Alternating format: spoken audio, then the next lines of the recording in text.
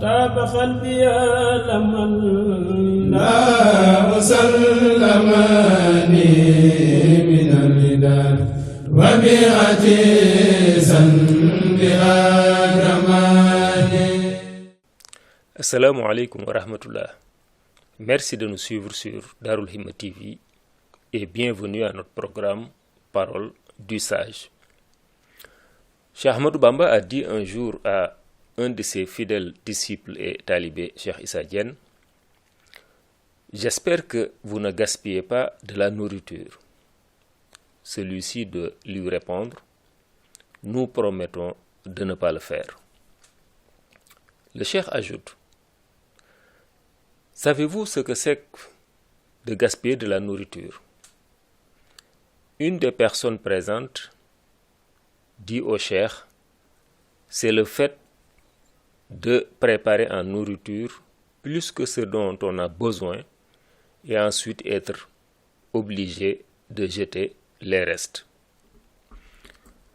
Oui, ça ressemble à cela, dit le Cheikh, mais ce n'est pas ce que je voulais dire. Il ajoute, c'est de manger jusqu'à être rassasié tout en laissant passer le temps sans mettre en pratique les obligations et recommandations d'Allah, jusqu'à ce que la nourriture qu'on avait mangée soit digérée.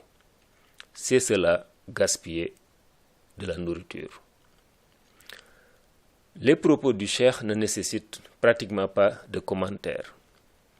Le seul que je vais faire, c'est de dire que le sage, Cheikh Ahmadou Bamba, nous incite à vivifier le temps par l'adoration divine, par les bonnes actions, par les bonnes œuvres, surtout quand on jouit des grâces de Dieu comme la nourriture.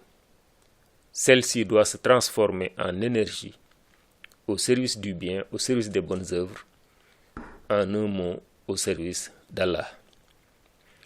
Référence documentaire, livre en wolof de Serigne El Hadji Mbacké, waxtaani Serigne Touba ou Tombi Borom Touba. C'était la parole du sage. Je vous donne rendez-vous très prochainement et vous remercie pour votre aimable attention. Salatu wa salam ala rasulillah. Assalamu alaikum wa rahmatullah. Daarul Himma mool yi ñu def yitte di mooli xasaayid yi ma taamu.